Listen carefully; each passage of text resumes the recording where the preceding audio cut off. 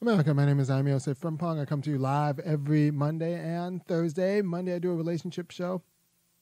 And Thursday, I do a more politics-focused show. Today, I'm going to talk a little bit about the relationship between Palestine and reparations. The short conclusion is that if you don't appreciate the Palestinian claim for liberation, you're not going to appreciate Black American descendants of slaves' claims for reparations. The Palestinian claims are actually rather clear. They live in an apartheid state. They do not have self-determination. Israel will not let the millions of Palestinian people decide how to trade, how to live their lives, where to go. They do not have freedom of movement, or in Gaza, they're besieged. And this is prior to the response to the massacre.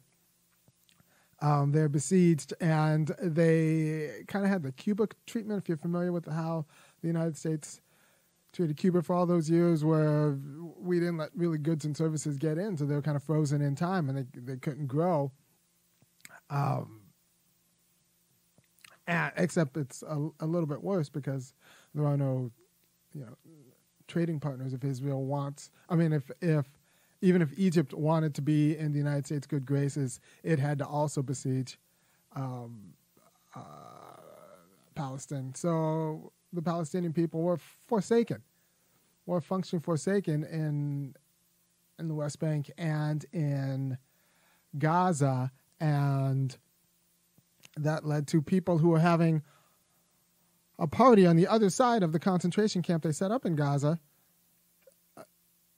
They were having a music festival on the other side of it, and, the people in the concentration camp got outside, murdered, and kidnapped a bunch of people who were having a party on the other side of the concentration camp. And, my solution is, don't set up a concentration camp. You don't set up a concentration camp. And you don't have to worry about these kinds of things.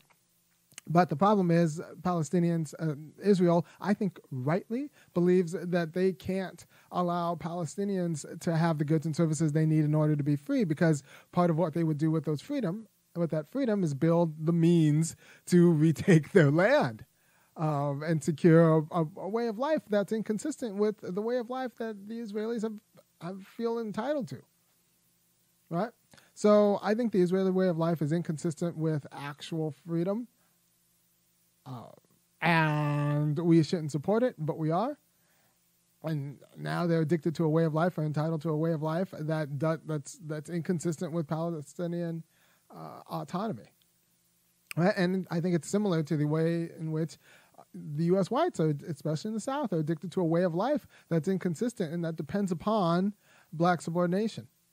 Right? And people who talk about the two-state solution in Israel are very similar to the kind of people, actually many of them are identical, to the kind of people who think that there was like a non-profit solution to Black freedom in the United States. There's no non-profit solution. There's no number of 501c3s you can set up that will actually secure self-determination. We need like a large government program that will end up taking land and resources from the whites. They're going to have to take a haircut in order to allocate the means for both material and cultural self-determination among Black people in the United States. All right, so if you can't wrap your head around that in the United States, and it's expressed by you not wrapping your head around the Palestinian situation, there's just going to be a tie. Right. So all of your kind of liberal friends in the United States who are somehow find themselves in support of Israel, in a pinch, they're not going to support reparations either. They're half-assed. Because the Palestinian case is rather clear. Is rather clear that the Israel set up as a Jewish state is not consistent with Palestinian self-determination or even autonomy, because it's like an ever-expanding Jewish state that wants a quality of legitimacy that's inconsistent with Palestinian self-determination. So if you don't and what they've done to sustain it, and what I think need to do to sustain it is set up an apartheid system. Like, I understand the apartheid. Unlike a lot of Americans, I'm not going to pretend that the apartheid system isn't required to sustain the Israeli form of life. I agree that it is. I just don't think we should have an Israeli form of life. I think if we wanted to create an ethno-state, the United States should have ceded its own nation to do so, ceded part of its own nation. And if we weren't willing to do that, then we had no business ceding the Palestinians' nation and continue to support their degraded condition in the Middle East. So I think we support the Israeli way of life in the same way we support the white way of life in the United States, which is simply inconsistent with black self-determination. So we need to be honest about what a change would look like. And it doesn't look like a two-state solution. And it doesn't look like more nonprofits in the United States. It looks like a change in the white identity in the United States and a change in the Israeli identity in Israel, Palestine, or whatever the hybrid nation would be, right? So it's going to be the same class of people who pretend to be hip, but somehow find themselves fighting Israel, and people in the United States who pretend to be hip, but find themselves on the same side as ignoring the calls for reparations. It's going to be the same class of people. So you have an affinity there. And it's actually a pretty good litmus test, a test that shows you the character of a person. If you're in the United States and you've studied a little bit about Palestine and Israel and the conflict, and you still find yourself, in light of this massacre, if you still find yourself on the side of the Israelis, you were never going to be on the side of reparations. So what we need to do is actually work on the quality of culture and intellect that actually respects freedom, that understands that if we're serious about peace, the Israeli character has to change. It's not Netanyahu, just like it's not Sharon, just like it wasn't Yitzhak Rabin. It is the Israeli people. Just like it's not Donald Trump, and it wasn't George W. Bush, and it wasn't Reagan. It was the character of the United States people that needs to change. But it can change because character is a matter of historical agency, insofar as if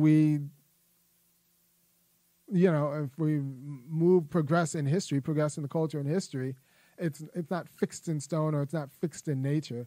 It's just part of who we are. But I think this conflict and people's response to this conflict and the way they're willing to ignore the injustice that is Israel, as long as their church or their check tells them that it's okay, tells you what people are willing to ignore in terms of the injustice in the United States, as long as their church or their check tells them it's okay. Now I'm going to say something controversial that might get me banned. I think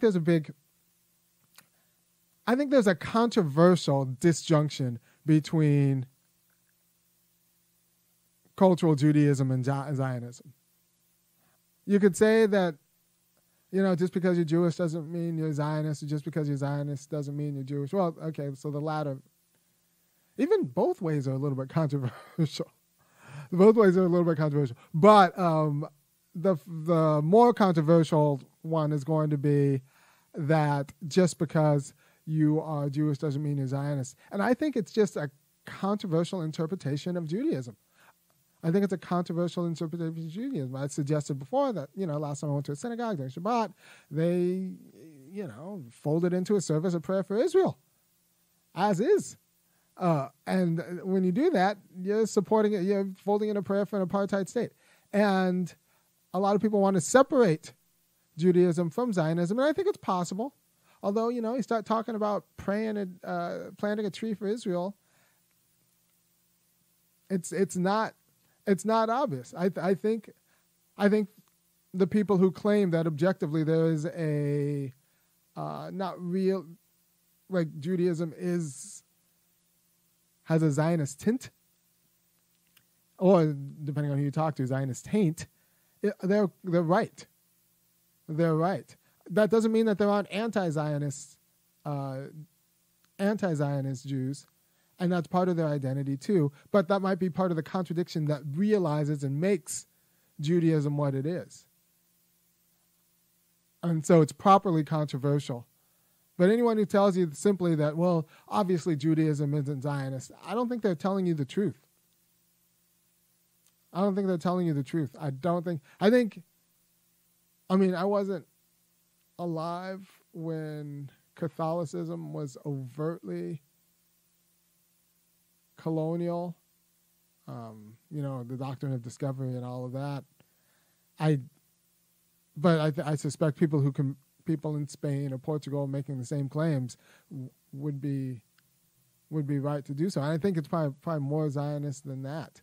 So the strict distinction between Judaism and Zionism is like the strict distinction between I identify as white, but I'm not racist. And I'm like, well, I don't know if it's not as easy as you could, like a lot of your cultural commitments are going to support anti-black racism.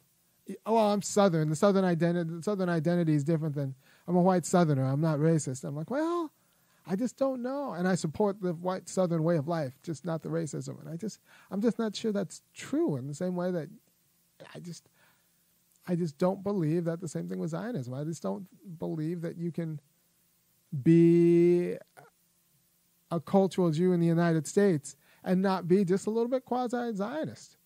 Unless you're like hardcore anti-Zionist. In the same way, you can't be a cultural Southerner in the United States and not be an anti-black racist unless you're like hardcore not.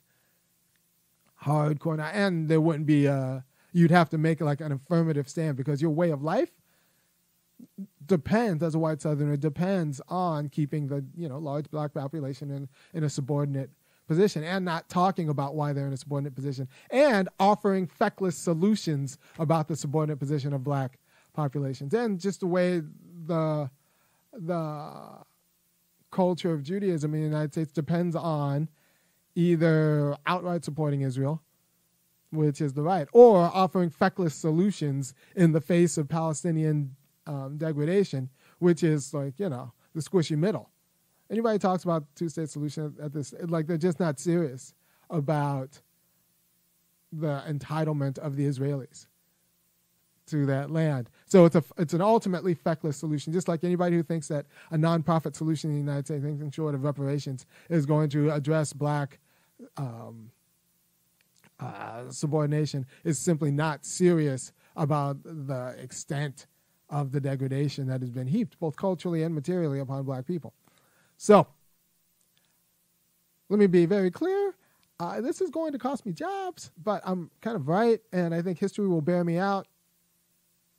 So, if you appreciate what I'm doing, you think I should continue to do it to help move history along, go ahead and go to www.funkyacademic.com, kick in $5, $15, and $50. I have a Patreon. You go and kick in some money there. That'll be helpful. Because this is the countercultural view that is nonetheless correct and will explain the situation both in America and the United States in a way that you're not going to hear anybody else anywhere else, but you should. So if you want more people talking like I am, you need to support the I am who's talking, as opposed to a different interpretation of an I am. All right. Thank you for your time. If you have any questions, hit me up in the comments.